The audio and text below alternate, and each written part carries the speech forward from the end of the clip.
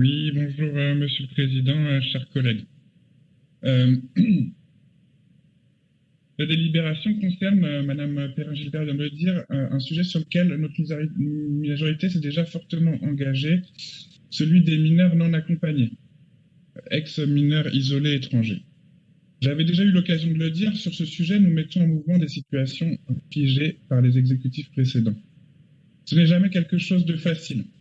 Prendre le parti de faire évoluer la situation, c'est prendre le parti du courage politique, celui de ne pas dire mais de faire, celui du courage politique de se placer face à la critique absolument nécessaire et que j'encourage de l'ensemble des acteurs, plutôt que de défausser notre responsabilité. Prendre le parti de faire évoluer la situation, donc, c'est de se placer dans un arrêt faire mieux, et nous pouvons encore faire mieux, c'est sûr. Nous sommes déjà fiers d'être arrivés sur certaines pièces de ce puzzle complexe à mettre en place des dispositifs inédits sur le territoire national, tels que la mise à l'abri de jeunes majeurs. Mais nous, précisément, nous continuons d'explorer, nous recherchons et nous comptons poursuivre cette action au sein de la majorité. Alors, la pièce de ce puzzle complexe qui fait l'objet de la délibération d'aujourd'hui est dessinée parce que ces jeunes femmes et ces jeunes hommes relèvent juridiquement de la protection de l'enfance, et donc directement de la compétence de notre collectivité. La question de leur accompagnement est donc essentielle, tant pour s'assurer de leur mise à l'abri, que leurs droits soient respectés, que pour les aider à s'intégrer dans une société pas toujours des plus accueillantes. L'évaluation, Madame la vice-présidente l'a dit, est une pierre angulaire de cette approche. L'accompagnement à cette évaluation et à ce moment précis qui peut littéralement faire basculer le destin de ces jeunes demande des moyens, et ceux-ci ne sont pas toujours à la hauteur des besoins. Ils se sont même dégradés sous le précédent exécutif lorsque l'accompagnement et l'évaluation a été délégué de la MEOMI vers l'association Forum Réfugiés. Une DSP, rappelons-le, opérée après la grève des agents métropolitains, toujours attachés à pouvoir exercer leur mission de service public dans de bonnes conditions. Cette DSP a-t-il permis d'améliorer cette évaluation? Nous ne le pensons pas.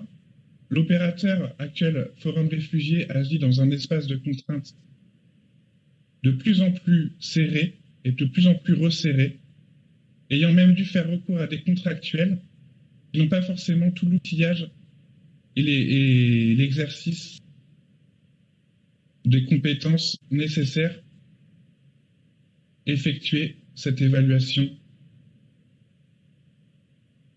dans toute sa complexité.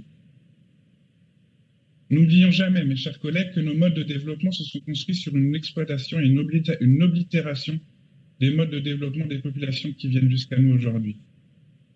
Vous le savez, je viens de la solidarité internationale, et il nous faut donc agir sur deux justices sociales, celle de changer nos modes de développement, nos modes de faire société.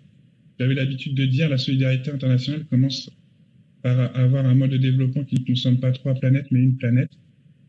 Et nous avons, si j'ose dire, une responsabilité, ne serait-ce que même un minimum de pudeur, voire une question de dignité de nos sociétés, d'accueillir dans les meilleures conditions toutes ces personnes qui se présentent à nous compte tenu de l'exploitation et de l'oblitération des modes de développement des populations sur lesquelles repose notre société, ou notre mode de développement ici.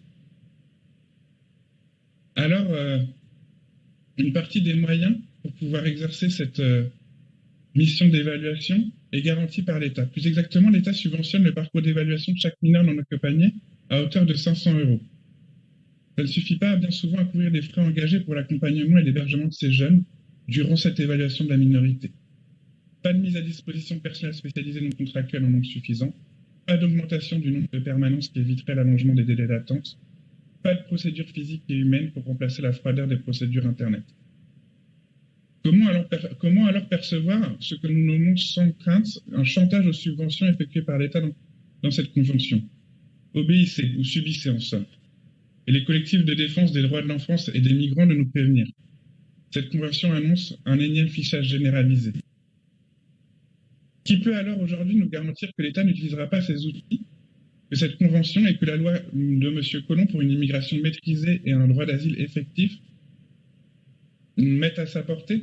Comment avoir confiance alors que, nous l'avons souvent dit ici, les idées d'extrême droite, que nous avons longuement évoquées devant cette Assemblée en décembre dernier, continuent de progresser dans toutes les sphères de la société, et surtout, qui va devoir supporter ces risques?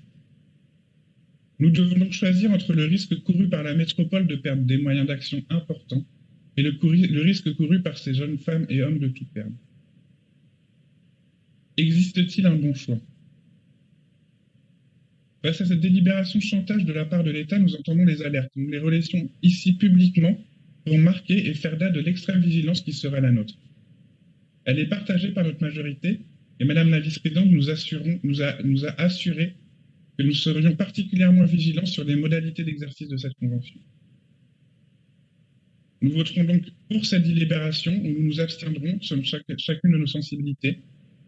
Mais je vous le dis, chers collègues, nous ne sommes pas dans un film de Sergio Leone où certains ont pistolet et d'autres creusent. Je vous le dis calmement et solennellement. N'en déplaise à l'État qui se défausse sur les collectivités tout en asphyxiant des moyens. Nous serons les gardiens de cette souveraineté notre collectivité. Alerte, prudent et vigilant. Et ce que cette Assemblée fait, elle peut le défaire.